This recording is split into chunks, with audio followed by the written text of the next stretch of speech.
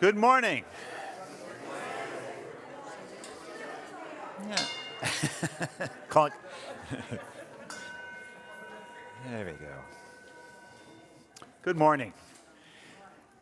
And welcome to the Unitarian Universalist Congregation of Greater Naples. My name is Tony Fisher, and I'm grateful to serve this congregation as this minister. And this morning, I'm especially thankful for our Board of Trustees, not only for their good stewardship of this congregation, but today I want to mention that they've been working hard this weekend on retreat, Friday night and yesterday morning, reviewing the initial results of our congregational survey, and looking forward to engaging you continually in the effort to review that, to understand where we are and where we want to be. So I'm grateful for them, and if any one of them is present, I'm inviting them to stand up. Elaine Cockcroft, Chris Cowan, Steve Espinosa, who's down in the RE with the Coming of Age kids. Michael Rux is out in the lobby.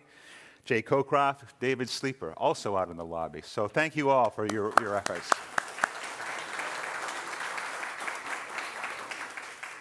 And I'm grateful to have Joanne Husky here again, finally, back. Thank you, Tony. As our worship associate. Nice to be back. Good morning, everyone, and welcome, as always, to the Unitarian Universalist Congregation of Greater Naples. My name is Joanne Husky, as Tony just said, and on behalf of the entire worship team here, I want you all to know that you are always welcome. Everyone home on Facebook Live, we're glad to have you with us. All of you out on the patio crew, we're glad to see you out there, and I hope you can hear. Ours is a welcoming congregation, freely seeking spiritual and intellectual growth, and we strive to live our values out in the world. If you are new today, please afterwards join us for coffee on the patio. We'd like to get to know you and figure out ways that we might help you connect with others here and get involved. Today's service is about Native American heritage and about the respect for our beautiful earth. In these times of censorship, of any history that makes us feel uncomfortable, and of overdevelopment and degradation of our beautiful lands, it's important that we remember our history and honor those indigenous people who lived in this very special region for centuries. We have so much to learn from their ancient wisdom. Today, we will celebrate all they knew.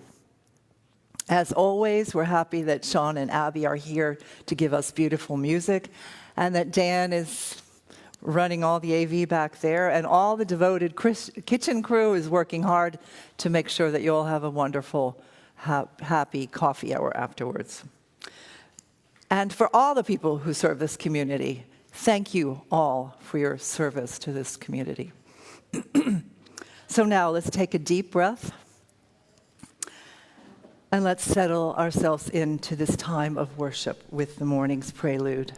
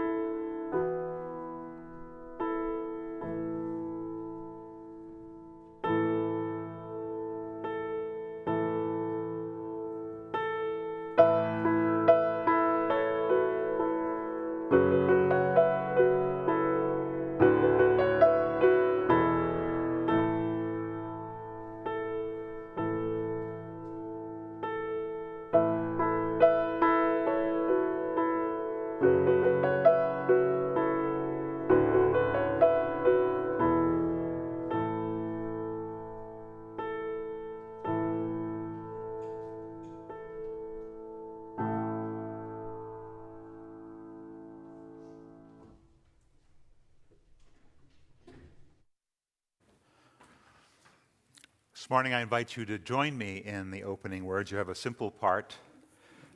You just need to repeat, "We belong to the earth," when I give you that prompt. All right? See how it goes.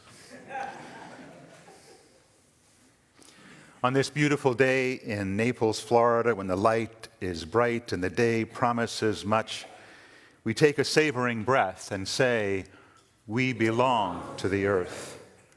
We recognize that we meet on grounds where once the Calusa and the Seminole and the Miccosukee coexisted with the land, the water, and all abundant life. We belong to the earth. In this difficult year when we have had to witness the tragic events wrought by nature and human being alike, let us remember we belong to the earth.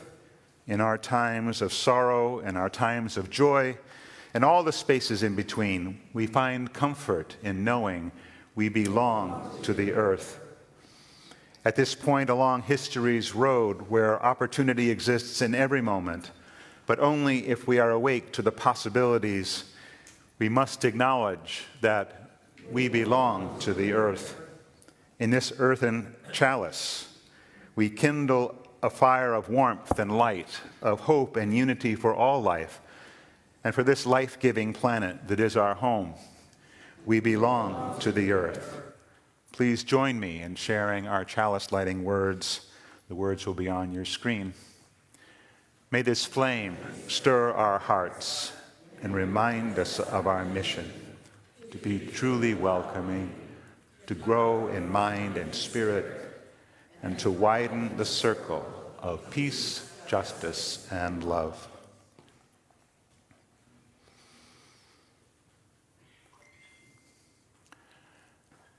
And let's rise and join together in singing our opening hymn, number 38, in the Gray Hymnals, Morning Has Broken.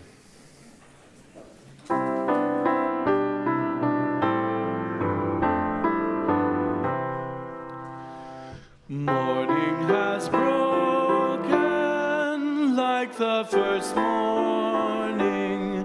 Blackbird has spoken like the first bird. Praise for the singing, praise for the morning, praise for them springing fresh from the word. Sweet the rain's new fall, sunlit from heaven, like the first dew fall on the first grass. Praise for the sweetness of the wet garden, sprung in completeness where God's feet pass. Mine is the sunlight, mine is the morning, born of the one light Eden saw play. Praise with elation, praise every morning, God's recreation of the new day.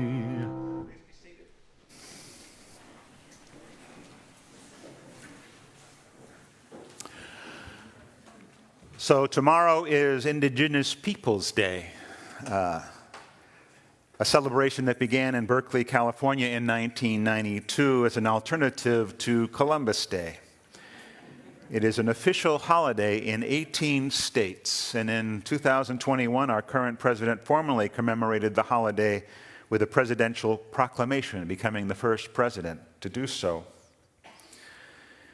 Whenever we present a service on this time or about Indigenous people, we have to acknowledge that we are speaking from a particular perspective and need to be very careful of appropriating ideas, thoughts, language that is not ours. That said, I can share with you that in the Hopi language, I am Pahana, white man. To the Navajos, I am Belagana. Mohegans would look at me and think, Wanuks. In the Sioux language, I may be called Wasichu, a term that means takes the fat, or greedy person, expressing the native perception of the non-native's relationship with the land. Anyway, it's expressed, it is important to state at the outset that I am indeed a white male of European descent presenting a service honoring Indigenous people. So I do so with humility, hoping that the impact of the service today matches my intent. This morning, I'd like to share some excerpts from a letter striving to remain a Native American in America, resistance to past, present, and present injustices, a letter to my son on the day of his second piercing, written in 2010 by Rocky Robbins of the Cherokee Choctaw Nation. Dr. Robbins is an associate professor in educational psychology at the University of Oklahoma. Like Ta-Nehisi Coates, who wrote Between the World and Me, Robbins was inspired by James Baldwin's letter to my nephew on the 100th anniversary of the Emancipation. This letter, that I will share or parts of, predates Ta-Nehisi Coates' letter to his son by 4 years. We lived on the Kickapoo Reservation for the first few years of your life, but then moved to a less Indian-populated area. But you continued to dance to the drum just as you had from the moment you first heard it on the reservation. You rooted yourself in our tribal cultural ways, and that caused a lot of problems for you when you were apart from the tribal traditionalist. In the first grade, your teacher called me to talk about your problems. You did not want to participate in the Oklahoma Land Run celebrations, even after she had told you that you could dress up like an Indian. Notwithstanding, you explained that you still wanted to eat the cookies and milk after the celebration. The next year, when your teacher asked if anyone could speak a language other than English, you had said in Choctaw, "Nohola Honsko." When she asked what it meant, you translated, "White people fart."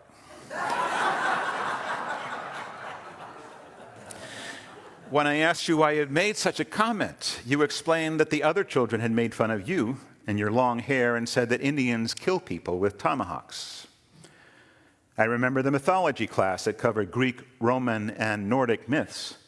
You made the request to cover American Indian myths, but your teacher added her contribution to the negation of American Indian culture when she flatly refused. You learned early that knowledge has to conform to Western paradigms in order to be regarded as legitimate.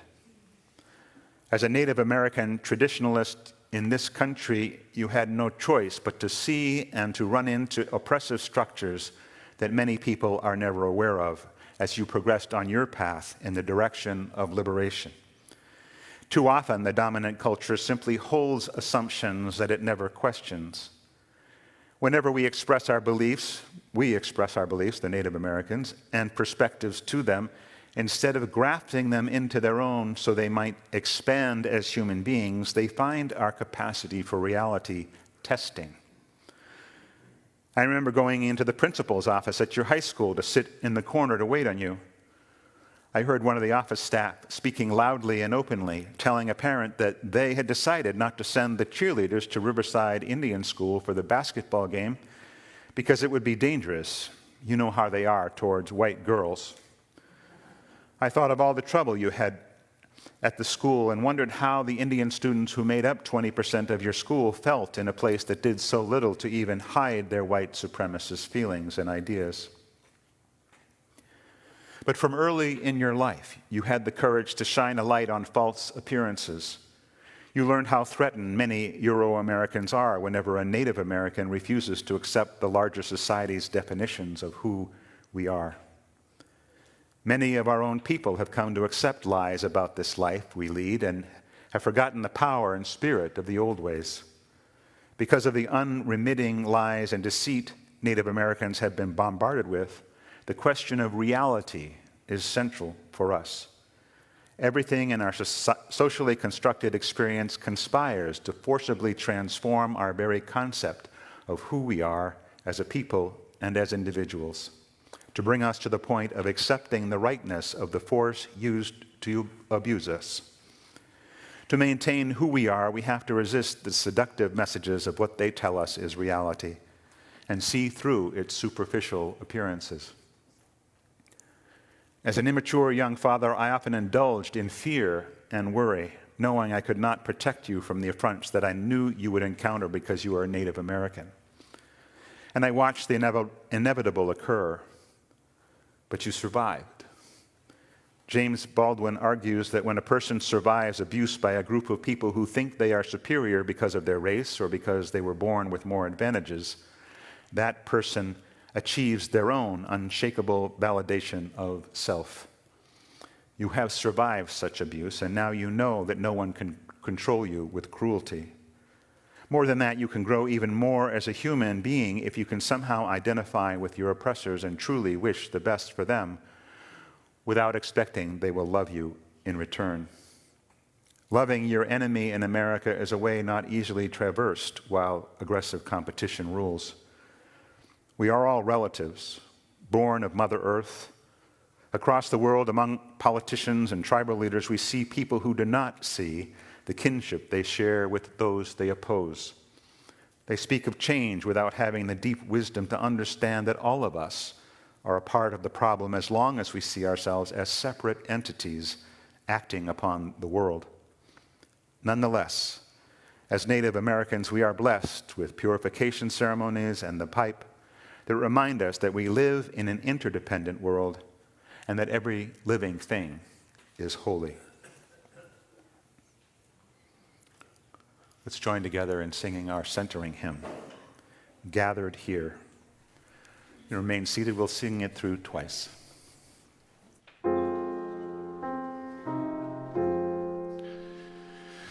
Gathered here in the mystery of the hour, gathered here in one strong body, gathered here in the struggle and the power, Spirit draw near. Gathered here in the mystery of the hour, gathered here in one strong body, gathered here in the struggle and the power, Spirit draw near.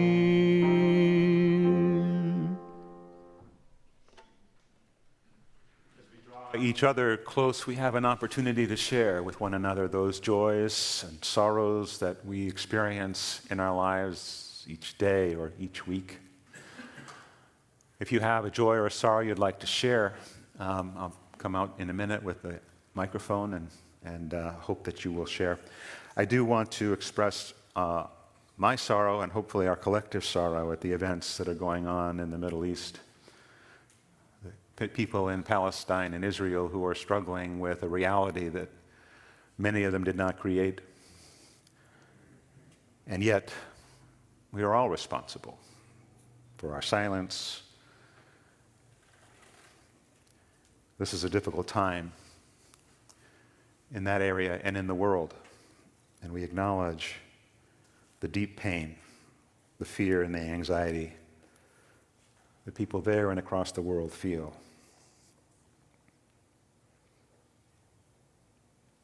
So if you do have something that you would like to share this morning, please raise your hand, and I'll bring you the microphone.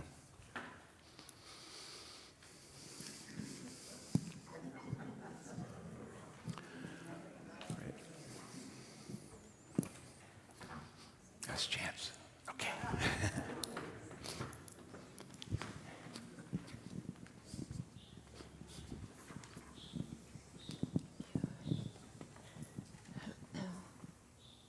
I'm Melanie Wicker, and I'm very concerned that there's a member of our school board who, where do I begin?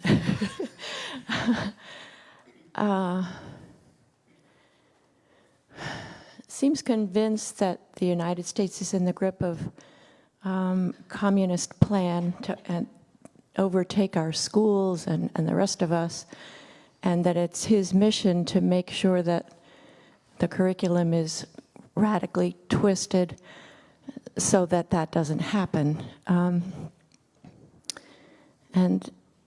wrote a letter to the editor of the Naples Daily News about it. They did not print it.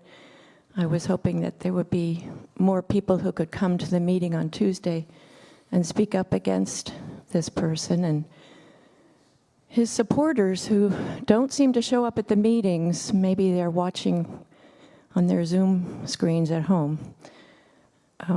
But we've seen what's happened in Texas with so-called Christian groups taking over school boards, so we need to take this seriously and not just dismiss him as a crackpot. Thank you, Melanie.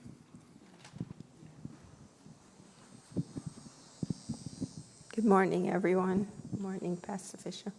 Today, this is a joy because today is our second son's 41st birthday. He's in New York, and he's very special, so we love him. Thanks, David. Good morning, everyone. I very rarely speak, but I am outraged, totally outraged with what is happening in Israel. I am outraged with, I love Israel and I love America, but I loathe Netanyahu, who has continued an apartheid, basically attacking and taking space from them with complete support from the rest of the world. We go in Ukraine when they took territory. That's not okay. Here, when they do it inch by inch in Israel, that's perfectly okay. And if you push long enough and hard enough, somebody pushes back. And I hate the violence. Anyway, I just have to express that. And I love the people on both sides. I feel badly for the people on both sides. And I wish Israel would stop violating international law, which everybody knows, and they just keep on doing it. Thank you. Thanks,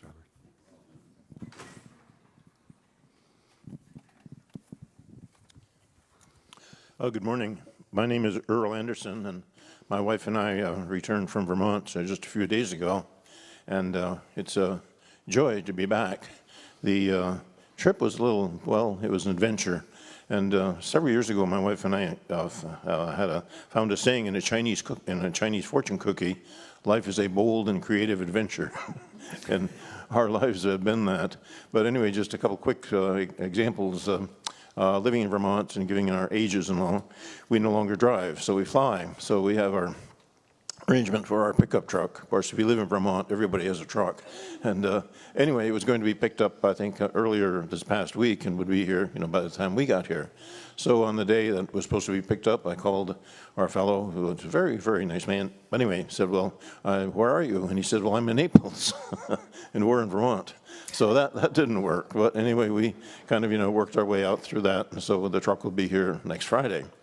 So anyway, so we had kind of an interesting trip down, and then we were here for, I guess, maybe 2 days. Had a call from the lady who kind of looks after our house, in Vermont. Said, "You don't want to hear this, but your roof is leaking." And I said, "Well, how can that be? The house is 10 years old and it has a metal roof and is guaranteed for 50 years. She says, "Well, that may be, but it's still leaking." So anyway, the adventure continues, but we think we'll be able to survive. But it's good to be back.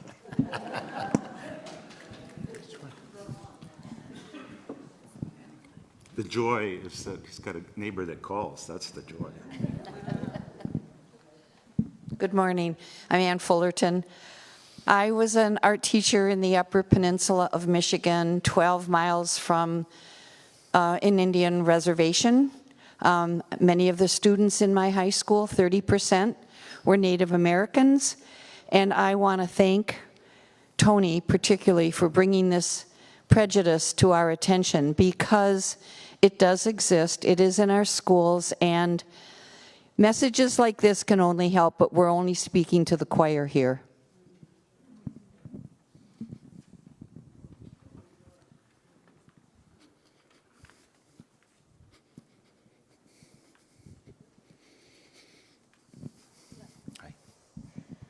Good morning. My name is Kim, and I just wanted a quick joy say that I absolutely love coming to UU, and I love everybody that I know here and have met. And I have a quick call to action. I just learned that the Collier County Library System is looking at removing themselves from the ALA, which is the American Library Association. The same people who are trying to ban books in schools and are banning books in schools are trying to do that in the public library system. So if everybody could consider contacting Collier County commissioners, the library board, people like that, and speak to them about whether you think that's the right thing to do, that would be great. As of now, I hear there are only 3 county libraries in Florida that have left the ALA, but more are considering doing it. So I think that this is a really important thing. We don't know what it'll do to our library system. Thank you.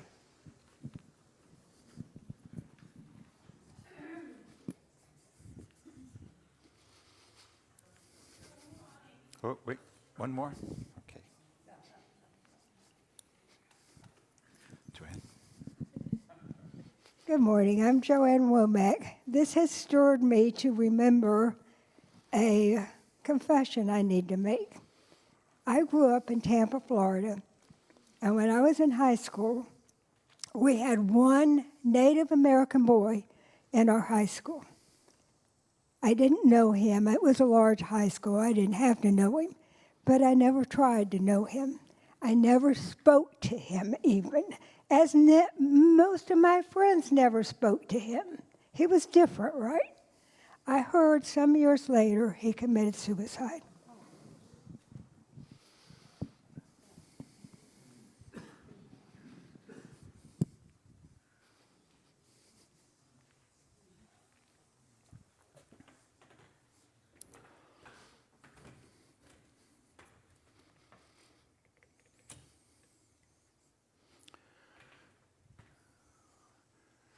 Grateful for all that has been shared, for joys, for sorrows, for tragedies. We gather together as a community to help us absorb the realities of this world. Please join me in the spirit of meditation.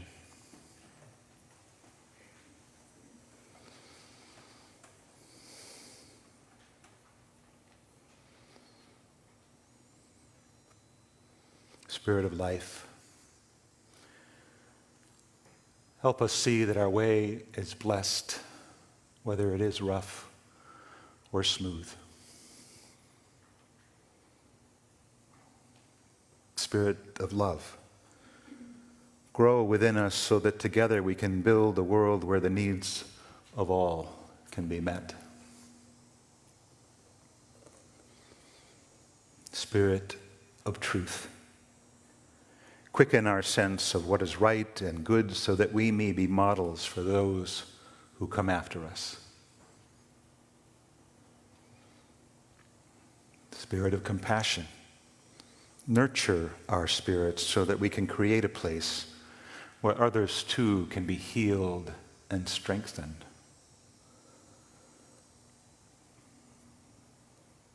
Spirit of justice, inspire us to a life of selflessness and sharing so that all may come to know the abundance present in our lives.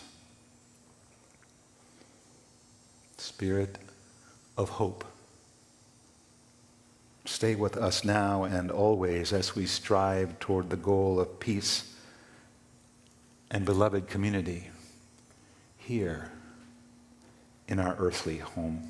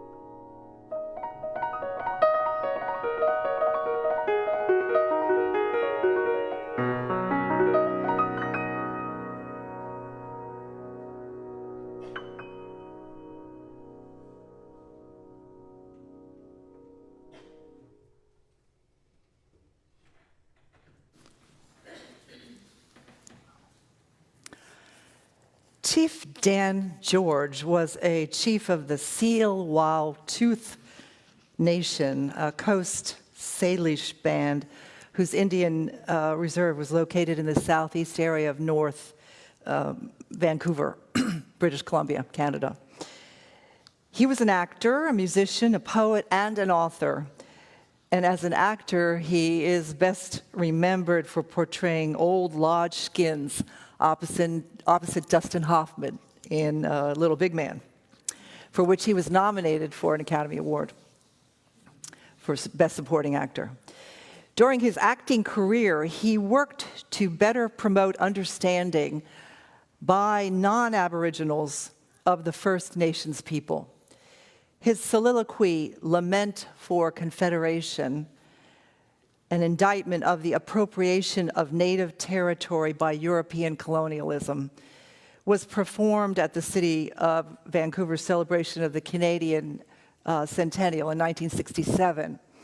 And this speech is credited with escalating Native political activism in Canada and touching off a widespread pro-Native sentiment among non-Native people.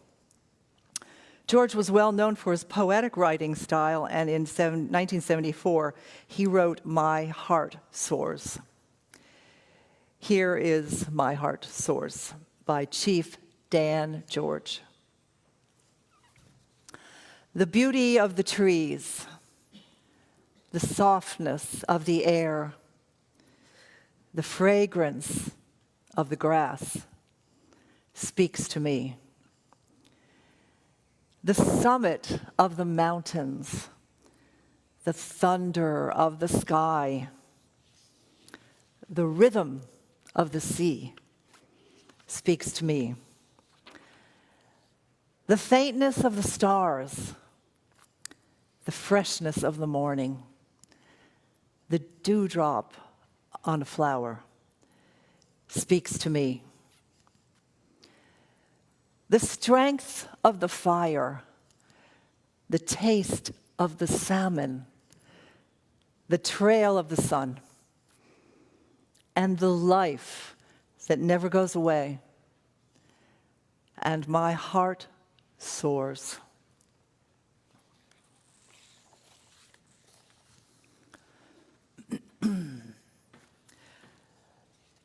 The second reading today is by Joy Harjo, who currently serves as the first artist in residence of the Bob Dylan Center in Tulsa, Oklahoma, the city in which he was born.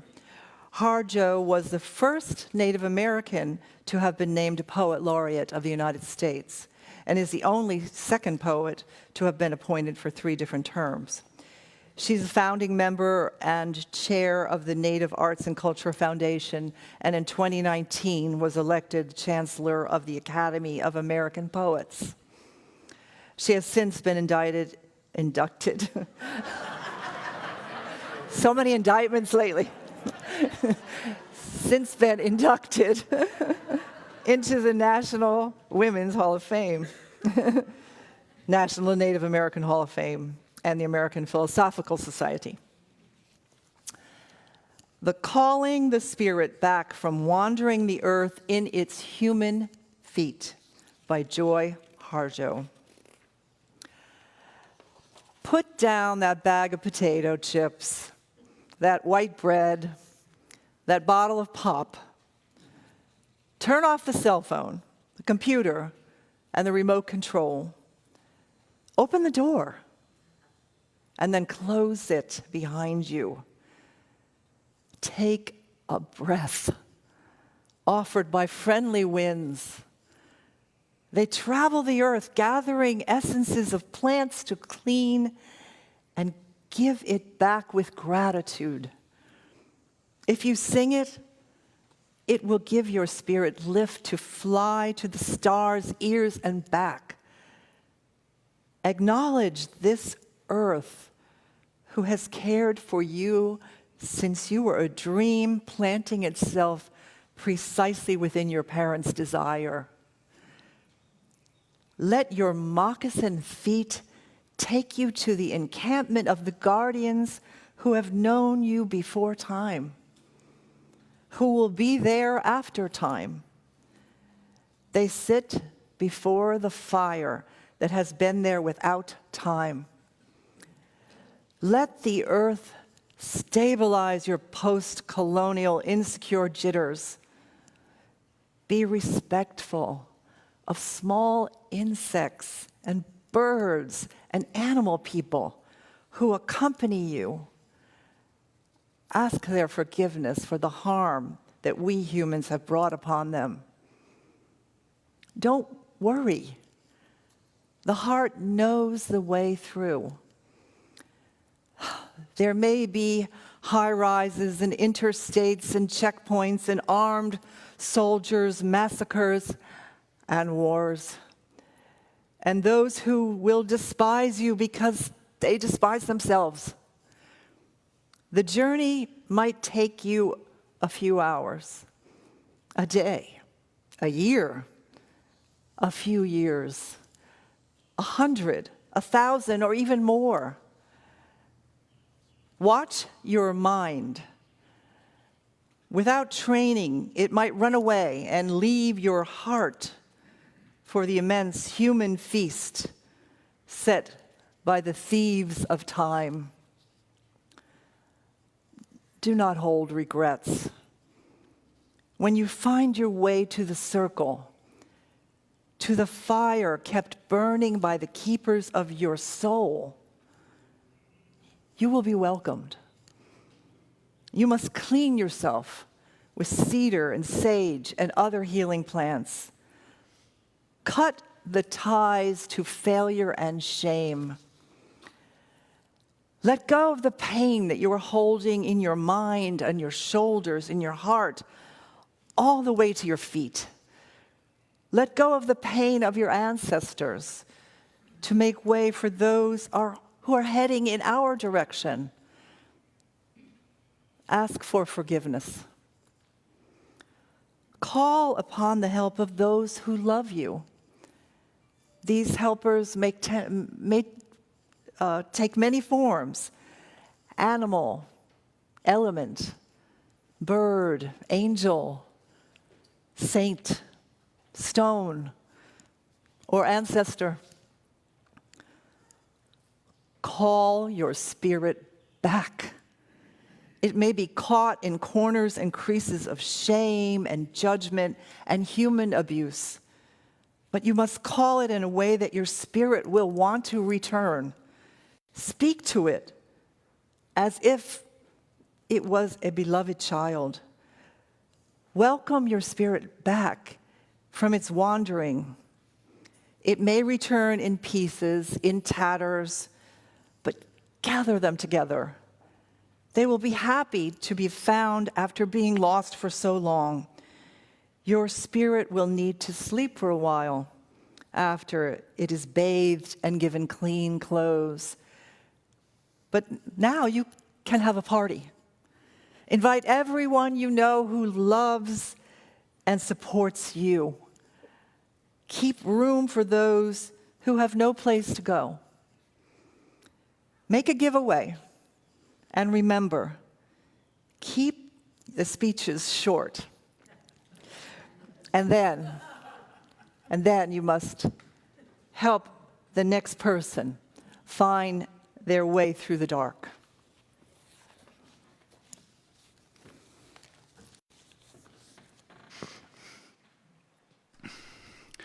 I'll be singing this first in Hebrew and then in English.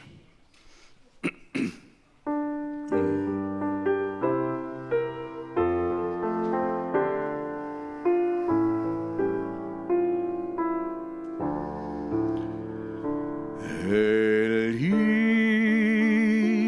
Eli, shelo yigamel haolam, hachol v'hayam,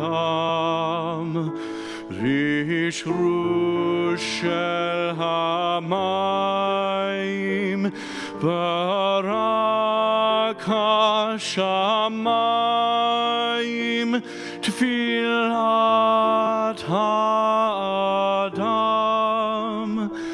החול והים רשרוש של המים ברק השמיים תפילת האדם.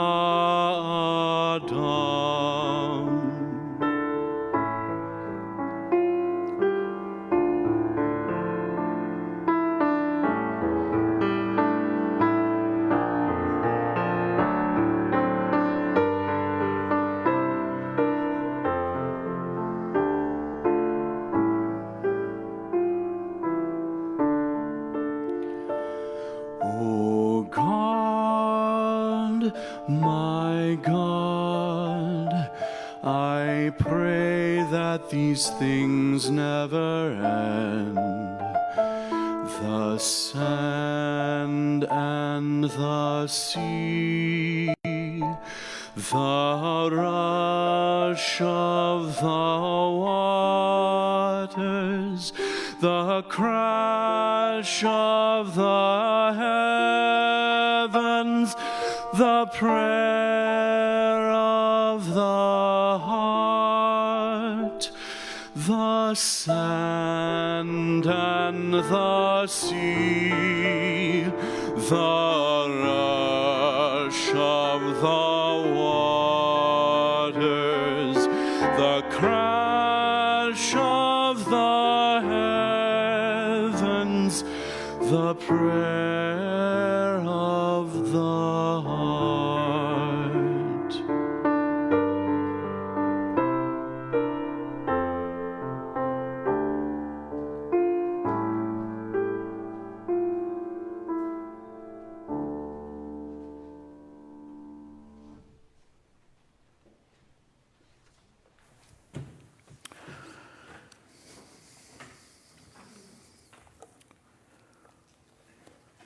Sometimes you have a plan for a sermon and you start developing it and then it changes direction. So I want you to take a breath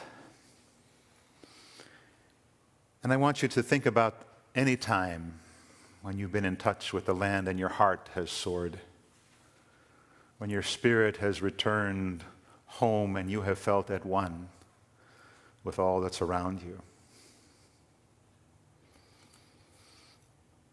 And as I move forward with this sermon, I want you to try and hold that sense of oneness with the land and all things, and imagine that that is the way you live your life.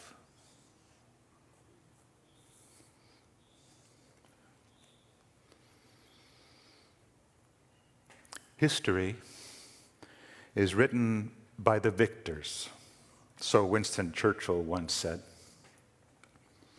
Nothing could be more true than the narrative about indigenous people in the United States, the vanquished. It is not so much that the names and dates and events in our history books are wrong.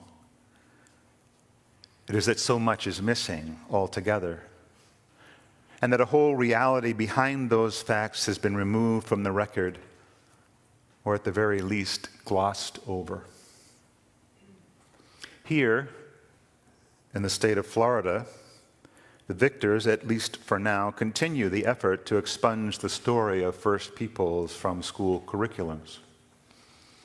Last year, our legislature and governor pushed through a new law known as the Stop Woke Act, which prohibits, among other things, instruction that would compel students to feel responsibility, guilt, or anguish for what other members of their race did in the past.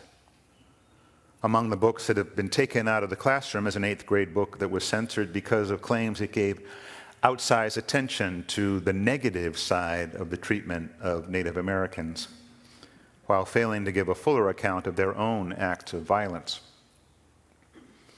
Even as national curriculum guidelines broadened, states like Florida are pushing back and overriding Common Core standards.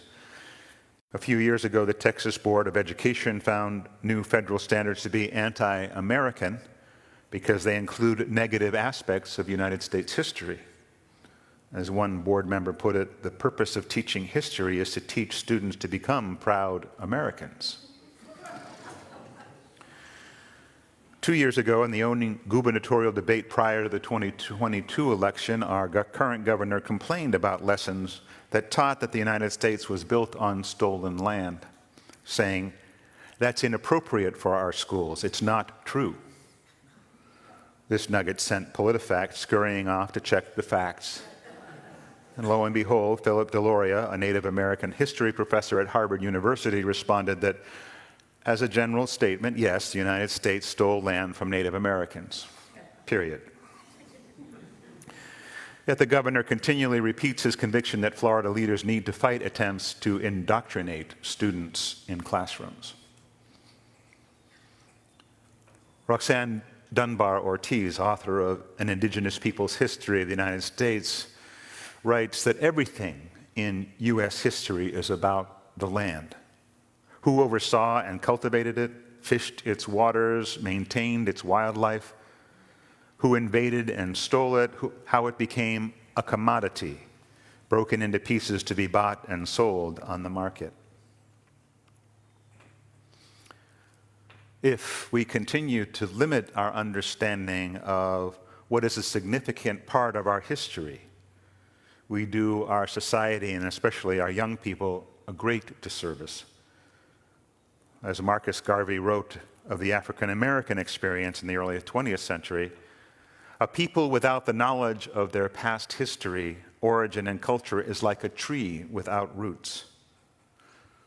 So too is it true that for those who call themselves Americans and yet do not understand that our reality, our foundations are based not only on the spirit of discovery and the rugged character of the pioneer, but also on exploitation, oppression, and the destruction of a people and a way of life that had and still can offer tremendous value to us today.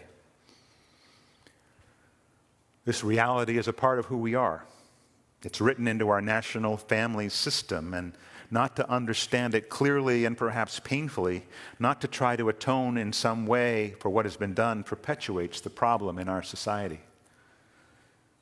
When European explorers first arrived on the shores of North America, the land was alive with innumerable tribes and gathered nations, agricultural, self-governing bodies with links to other nations, north and south, east and west.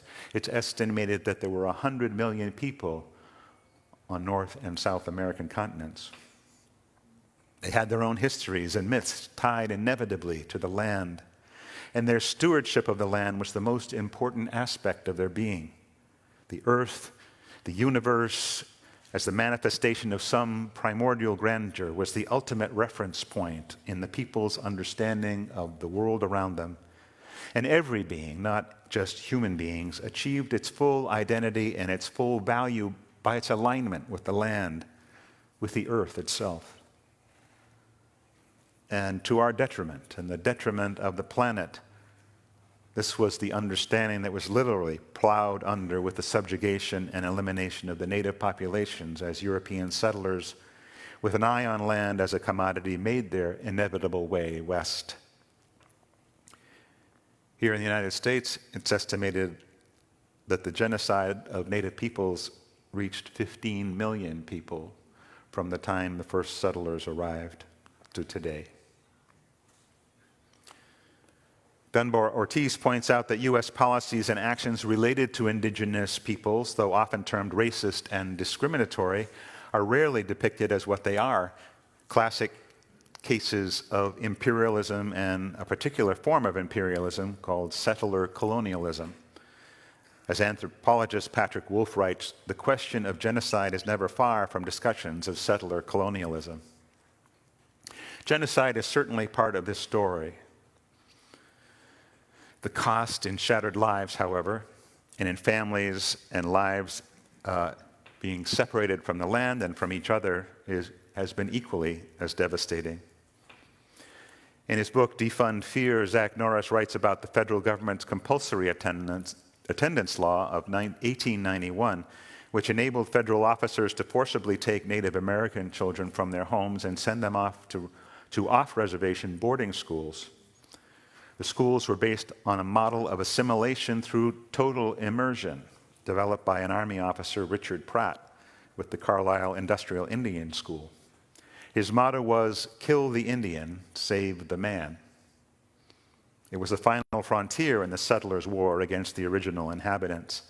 After forceful removals, violence, disease, and subjugation had failed to eradicate them, kidnapping their children from their communities and indoctrinating them with white Christian culture was what came next. And we, Unitarian Universalists, are not innocent of these crimes. For 10 years, from 1887 to 1897, the association, the American Unitarian Association, operated a boarding school on the Crow Reservation in Montana called the Montana Industrial School for Indians, which followed Pratt's models. And unfortunately, as we heard from Rocky Robbins' letter to his son, the efforts at cultural indoctrination are still happening, only on a slightly more subtle scale. Land is life. Land is necessary for life. And it is the land, the earth, and the relationship to the earth and to the wider universe that must be central to any spiritual discussion of the plight of the settlers, that's us, and the indigenous people together. In his book, The Great Work, the eminent cultural historian Thomas Berry writes that the most basic and most disturbing commitment of the original European settlers was to conquer this continent and reduce it to human use. Because the exaltation of the human and subjugation of the natural has been so excessive, we now need to understand how the human community and the living forms of earth might now become a life-giving presence to each other.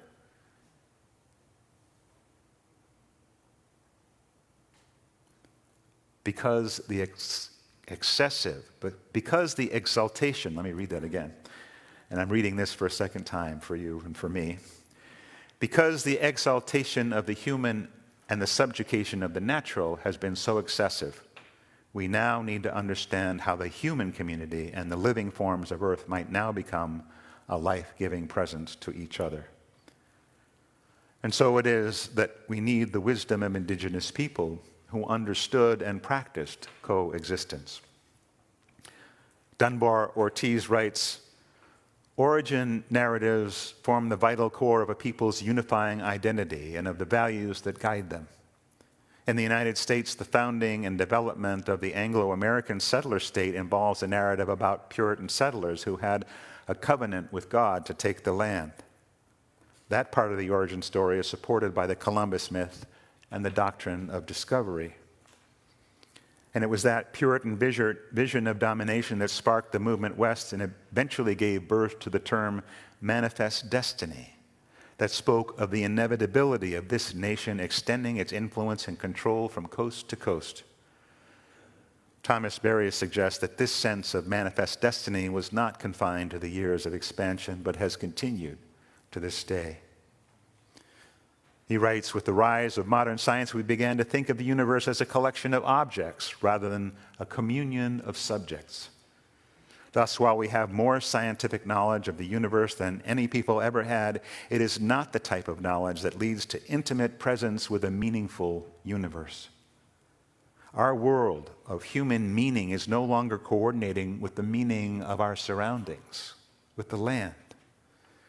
We've disengaged from that profound interaction with our environment that is inherent in our nature.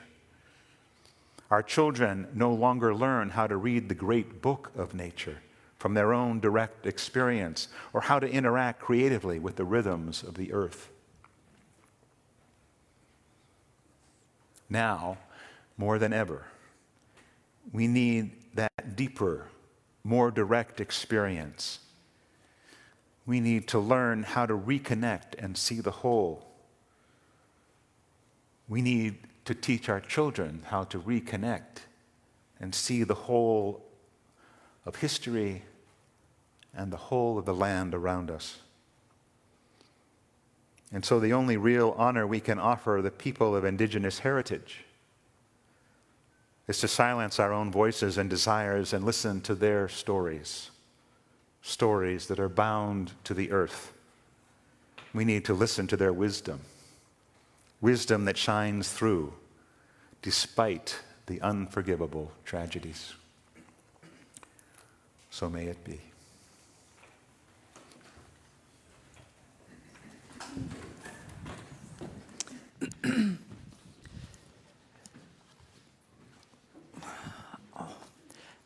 As Tony just stated, we are very privileged to live in this beautiful place. So as we take time to reflect on today's sermon and the words and the music, let's also take time to show our gratitude for this community and all that it is and does for us. This morning's offering will be gratefully received. The information you need is on the screen. Please consider sending your contribution in today.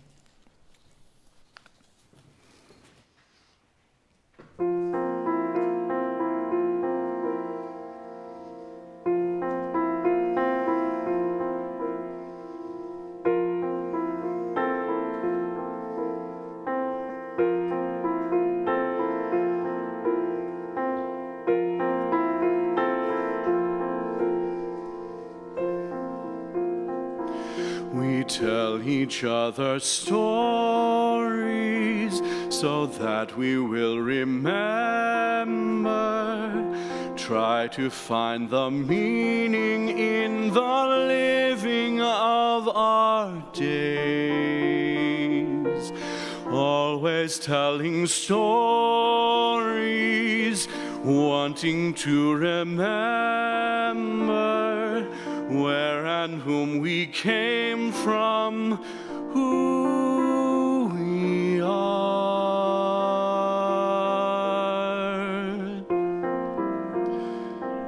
Sometimes there's a story that's painful to remember, one that breaks the heart of us all. Still we tell the story, we're listening and confessing what we have forgotten in the story of us all. We tell each other stories so that we will remember, trying to find the meaning.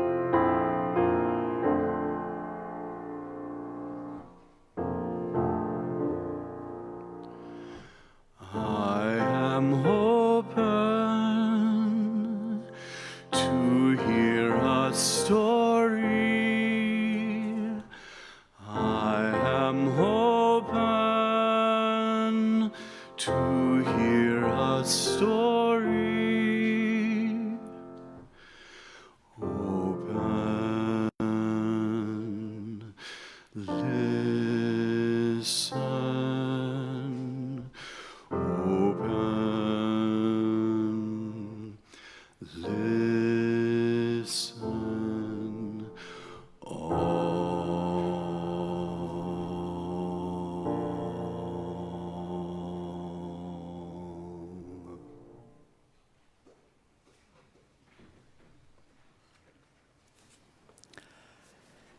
So now that the summer is over, there's a lot going on here in this congregation. Hopefully most of you are getting the e-news But let me highlight a few of the things that are coming up so you can put them on your calendars. For those who have volunteered to serve as mentors for our coming-of-age youth, there is a reminder that there will be an orientation session after the service today at 11:15. So grab a cup of coffee on the pavilion and head down to Thomas Hall. The choir has now begun rehearsing. This past Thursday they started, and if you're interested in finding out more about joining the choir or you'd like to join the choir, please speak with Sean.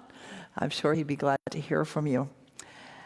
Ann Fisher and Kathy Gorski are going to be leading a monthly group called Aging Wisely, which I guess we could all learn from, focusing on the joys and challenges of aging.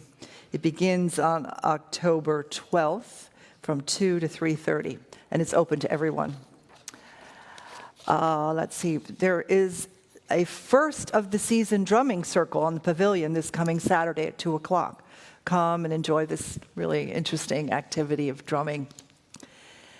And the kickoff for our Wonderful Wednesdays will begin on October 25th with an evening of folk music with a message presented by local singer-songwriter Marie Knopfsinger and brought to you by our amazing music committee. A few more things. Susan Gold Falkelstein will teach Tai Chi Simple, a revitalizing and empowering practice of Tai Chi and Qigong on Mondays, and that is beginning on October 23rd. It'll be out on the pavilion. If you'd like to come to an introduction to this, it's next Sunday, October 15th at 11:30, right after the coffee in Thomas Hall. There's just so many things happening, so please read your e-news because I can't possibly stand here and tell you all of them, but there's a lot going on. And it's a great way to meet other people in this community and connect and get involved, and it makes it so much richer if you do. So now, let's rise in body and spirit and sing together our closing hymn, number 203 in the gray hymnal, All Creatures of Earth and Sky.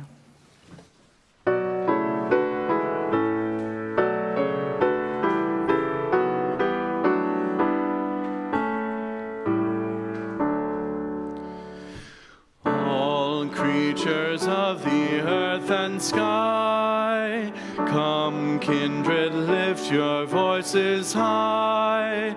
Hallelujah, hallelujah.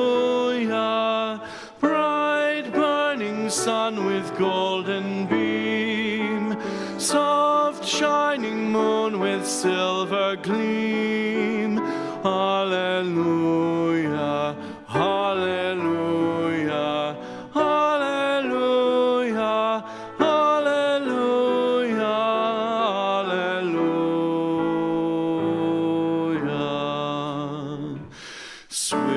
Rushing wind so wild and strong, white clouds that sail in heaven along. Hallelujah, hallelujah. Fair rising morning, praise, rejoice. High stars of evening find a voice. Hallelujah, hallelujah.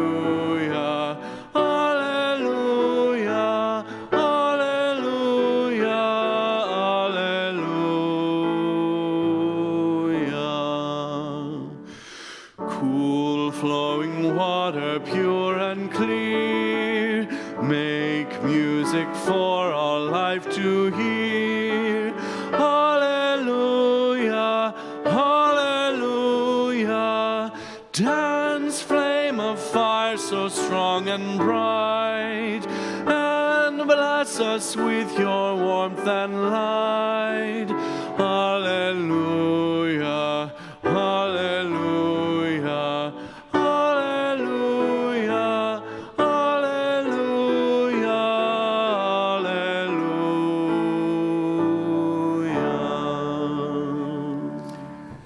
So let us sing our alleluias to earth and sky, to the creatures with whom we share the planet, to the great diversity of people and culture, and our ability to learn and grow and to widen our sense of what is true and good. Go in peace. Go in love. Have a wonderful day.